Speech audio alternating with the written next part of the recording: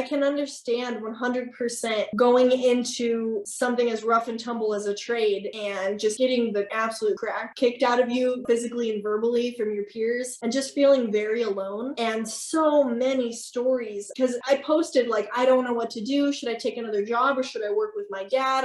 I'm at this crossroads. Everybody was like, go work for your dad, go work for your dad. A very small handful of people was like, oh, it's hard to work for family, but not having that mentorship can definitely make you feel very alone, very defeated. Like my dad said, when he started, man, he had to deal with some really not nice guys. They really treated him not nice. It was very hard for him to stick with it. Not everybody has that, and for sure it can be discouraging.